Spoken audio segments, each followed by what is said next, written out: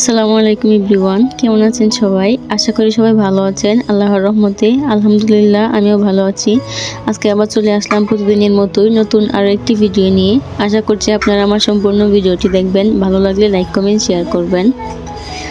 যারা যারা আমার চ্যানেলটি সাবস্ক্রাইব করেননি দয়া করে সাবস্ক্রাইব করে পাশে থাকা বেল বাটনটি অন করে দিবেন, যেন আমি নতুন কোনো ভিডিও ছাড়ার সাথে সাথেই আপনাদের কাছে নোটিফিকেশন চলে যায়, আপনারা সময় করে আমার ভিডিওটা উপভোগ করতে পারেন। তো চলেন আজকের ভিডিওটা শুরু করা যাক। আমি কথা বলতে বলতে ভিডিও অনেকটাই চলে গেছে। তো আজকে আমি ভিডিওটা শুরু করছি সন্ধ্যার পর থেকে, বিকাল থেকে। তো আজ দুপুরের ঘুম হয়েছে। ঘুম থেকে ওঠার পর হলো আমি ভাবতেছি আজকে আজ বেশিক্ষণ ঘুমাইনি। আসরের আজানের পরে ঘুম থেকে উঠে গেছে। অন্যদিন ও মানে সন্ধ্যা পর্যন্ত ঘুমাই। তো তাড়াতাড়ি উঠে গেছে। এখন কি করবো ভাবতেছি, ঘরে নারকেল আছে আর কি, ওদের গাছের নারকেলেই, আয়তের দাদার গাছের নারকেল। তো নারকেল দিয়ে পিঠা বানাবো, নারকেল পুলি পিঠা। তো একটা নারকেলের ভিতরে হালকা ফুল হয়ে গেছিলো আর কি। আমি ভাবছিলাম যে মনে হয় বড় ফুল হয়েছে। নারকেলের ফুল কিন্তু খেতে অনেক বেশি মজা, অনেক বেশি মিষ্টি হয় আর কি। তারপরে যে নারকেলটা আয়াতের বাবা মানে কুসা ছাড়াই দিছে, আমি একটু করে নিচ্ছি, আশ্রয় নিচ্ছি আর কি। আর এখন আয়াতের বাবা এটা কুড়ুনি দিয়ে নারকেলগুলো আমাকে কুড়ে দিচ্ছে। তো দুইটা নারকেল আয়াতের বাবা বলতেছিল যে অনেকগুলো পিঠা হয়ে যাবে। আমি বলতেছি দেখি কয়টা হয়, কতটুকু হয় পিঠা।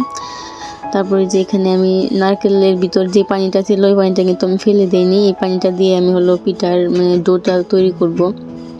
ওই পানিটা আমি রাইস কুকারে বসায় দিছি। তো পানিটার মধ্যে হালকা একটু পানি দিছি আর লবণ দিছি, দিয়ে পানিটা বসাইছি।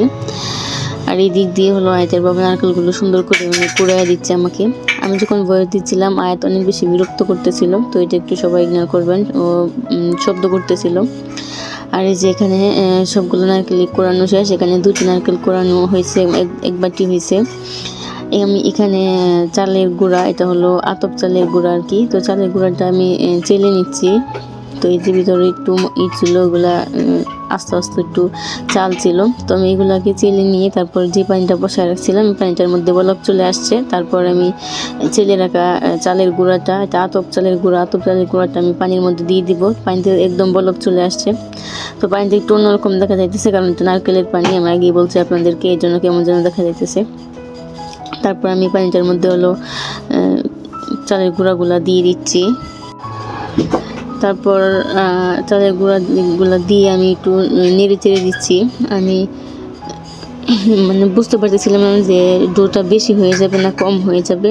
আর তারপর বলতেছি করো, আন্দাজ মতোই করো, যদি বেশি হয়ে যায় তাহলে এটা দিয়ে মেরা পিঠা বানিয়ে ফেললেও সমস্যা হবে না, যদি পুরটা কম হয়। আর তারপর চলে আসলাম আমি রান্নাঘরে। তো রান্নাঘরটা আমার রুম থেকে দূরে, আমি আগের ভিডিওতে বলছি। তারপর এটা পিঠাটা আমি সব কিছু রেডি করতে করতে রাত হয়ে গেছে। সন্ধ্যার আগে থেকে আমি রেডি করছিলাম, তারপর রাত হয়ে গেছে। এখন আমি আসছি রান্নাঘরে। তো আমি নারকেলটা একটা কড়াইয়ের মধ্যে দিয়ে, কোনো তেল বা কোনো কিছু আমি এখানে ইউজ করতেছি না। আমি জানি না এটার মধ্যে তেল ইউজ করে কিনা, কিন্তু আমি কোনো তেল দিছি না, তেল ছাড়াই আর কি। নারকেলটা হালকা একটু ভেজে নিয়ে তারপরে নারকেলের মধ্যে যে পানিটা ছিল, পানিটা যখন শুকায় গেছে তারপর আমি এখানে দিয়ে দিছি হলো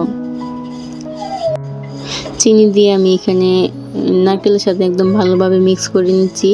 এটাকে একদম নারকেলের সাথে মিক্স করে ভালোভাবে মিক্স করে নিতে হবে। তারপরে যে মিক্স করার পর চিনি থেকে পানি ছেড়ে দিছে, অল্প অল্প পানি ছাড়তেছে। এখানে আমি কিন্তু কোনো পানি দিই নাই, বাইরে বেশি কোনো পানি দিই নাই আর কি। চিনির পানি আর নারকেলের পানি আমি আগেই নারকেলটা একটু ভেজে শুকায় নিয়েছিলাম। তারপরে যে আমি এটাকে ভালোভাবে ভেজে নিব। এই তো আমার নারকেলের পুরটা রেডি হয়ে গেছে, একটু হালকা হালকা বাদামি কালার হয়েছে। এটা যদি লাল চিনি হতো বা গুড় দিয়ে তৈরি করা হতো তাহলে আর সুন্দর একটা কালার আসতো, একদম লাল টকটকে কালার আসতো। যেহেতু আমি চিনি দিয়ে করছি এই জন্য কালারটা তেমন ভালো আসে নাই, হালকা বাদামি কালার হয়েছে, সমস্যা নাই। টেস্ট কিন্তু একই রকম লাগবে, গুড় দিলে হয়তো বা টেস্টটা একটু পরিবর্তন হতো, সমস্যা নেই। আর এই যে এখন আমি যে ডোটা তৈরি করছিলাম এটাকে আমি ভালোভাবে ডলে নিব। তো আমি এটা পিঁড়ি নিয়ে নিছি, রুটি বানানোর পিঁড়ি যেটা, এটার মধ্যে আমি ডোটাকে নিয়ে ভালোভাবে ডলে নিচ্ছি।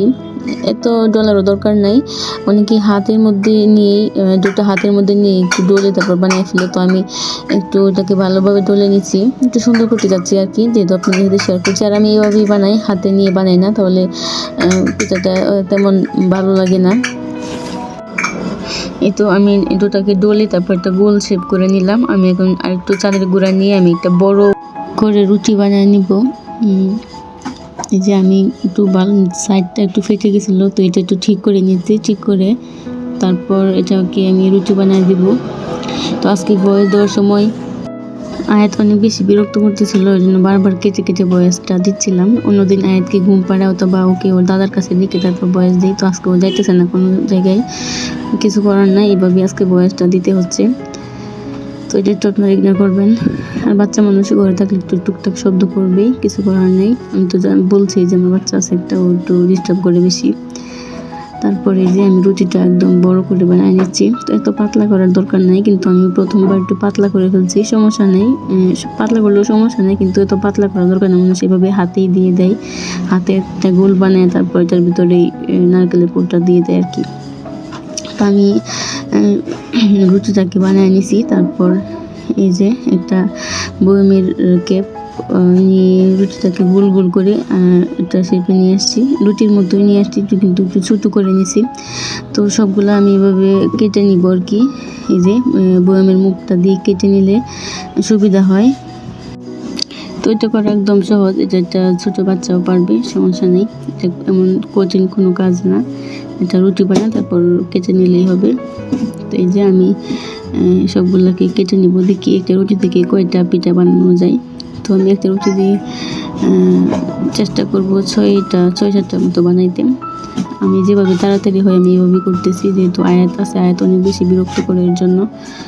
তারপরে যে রুটিগুলো সবগুলো কেটে নিছি, দেখতেই পারতেছেন সুন্দর হয়েছে। তারপর যেই পুরটা বানিয়ে রাখছিলাম নারকেল আর চিনি দিয়ে, এই পুরটাকে রুটির ভিতরে দিয়ে আমি একটু একটা পিঠার শেপ দিয়ে দিছি।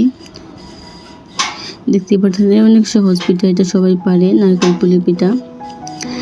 তারপরে যে আমি এটার মধ্যে সুন্দরভাবে একটু ডেকোরেশন করে নেব, ডেকোরেশন বলতে একটু যে কাজ করে নেব আর কি। তো এই কাজটা আমার বোন আমার চেয়ে বেশি সুন্দর করে পারে, ও সব দিক দিয়ে পারফেক্ট, সব কিছু অনেক সুন্দর করে অনেক পরিপাটি গোছানো। তো আমি এটা ওর কাছ থেকে শিখছি, আমার আম্মুর কাছ থেকে শিখছি, আমার আম্মা মানে এইভাবে আর কি বানাই। তারপরে একটা বানিয়ে নিলাম, তারপর আমি আরেকটা পিঠা বানিয়ে আপনাদেরকে দেখাই। খুবই সহজ, এটা অনেকেই এটা পারে না, আমার শ্বশুরবাড়ি কেউ মানে এভাবে কাজ করতে পারে না, পিঠার মধ্যে এই ভাঙাগুলো দিতে পারে না আর কি। তো অনেকে হয়তো বা পারেন, অনেকেই পারেন না, এটা আমি পারি, আমার বোনের আর আমার আম্মার থেকে শিখছি আর কি। এই যে আমি আরেকটা পিঠাকে বানিয়ে দেখাই দিচ্ছি, মানে যে ভাঙাগুলো দিয়ে দেখাই দিচ্ছি, এগুলো দিলে অনেক বেশি সুন্দর লাগে, পিঠাগুলো দেখতে সুন্দর লাগে, এর জন্য এটাকে আমি এভাবে একটু ডেকোরেশন করে দেই। এই তো আমার পিঠাগুলো। তো এখন সবগুলো পিঠা বানায় তারপর আমি আপনাদের সাথে শেয়ার করব যে কেমন হয়, আর তারপর কীভাবে এগুলোকে ভাজবো না সিদ্ধ করব। তো এই যে আমি সবগুলো পিঠা বানাই তারপর আবার ক্যামেরাটা অন করছি আপনাদেরকে দেখানোর জন্য। তো এখানে আমার যে এতগুলো পিঠা হয়েছে, আরও কয়েকটা পিঠা হয়েছে। আর এই যে আমি এগুলো হলো রাইস কুকারের মধ্যে পানি বসাই দিয়েছিলাম, তো পানিটা বলক চলে আসছে, আমি পানির মধ্যে এখন সবগুলো পিঠাকে সাজায় দিয়ে দিব আর কি। সবগুলো পিঠাকে আমি এখন রাইস কুকারের যেই ছাঁকনিটা থাকে এটার মধ্যে দিয়ে দিচ্ছি। তো আমি এই পিঠাটা বানালে রাইস কুকারের মধ্যেই মানে সিদ্ধ করি আর কি। তো এটা তেলে ভেজে খাওয়া যায়, তো আয়তের বাবার অল্প কিছু খেলে আর কি গ্যাস হয়ে যায়। তো যেহেতু এটা নারকেলের পিঠা, নারকেল কিন্তু এমনিতেই গ্যাস, আর যদি তেলে ভেজে দিই আরও বেশি গ্যাস হয়ে যাবে। তারপরে যে আমি এগুলোকে সিদ্ধ করে নিচ্ছি আর কি। তো আমি বেশিরভাগ যতটুকু সম্ভব রাইস কুকারে যা করা যায় আমি বেশিরভাগ রাইস কুকারের মধ্যে করি, ডাল রান্না থেকে শুরু করে বেশিরভাগ জিনিস আমি রাইস কুকারের মধ্যে করার চেষ্টা করি, যেহেতু সিলিন্ডার গ্যাসে রান্না করি, গ্যাসে সব কিছু রান্না করলে গ্যাসটা বেশি দিন যায় না, শেষ হয়ে যায় আর কি। এই যে আমার খুব একটা সময় লাগে না পিঠাগুলো সিদ্ধ হইতে, যেহেতু পানিটা একদম বলক চলে আসছিলো। এই যে আমার পিঠাগুলা এমন হয়েছে, তো সবগুলো পিঠা আমি উঠে নিয়েছি, তারপর আমি দেখাচ্ছি পিঠার ভিতরটা কেমন হয়েছে। তো এই যে দেখেন একদম রসালো, পিঠাটা অনেক বেশি টেস্টি ছিল, আয়াতের বাবা খেয়ে অনেক পছন্দ করছে, আর আয়াতের বাবার চাইতে আয়াত বেশি পছন্দ করছে এই পিঠাটা খেয়ে। তো এটা আমি ভিডিও নিতে পারি না, আয়াত ওর দাদা করেছিল, তো এখান থেকে আসার পর ওকে আমি পিঠাটা দিয়েছি, ও খেয়ে মানে অনেক বেশি খুশি হয়েছে। তো আজকের ভিডিওটা এই পর্যন্তই, সবাই ভালো থাকবেন, সুস্থ থাকবেন, আল্লাহ হাফেজ।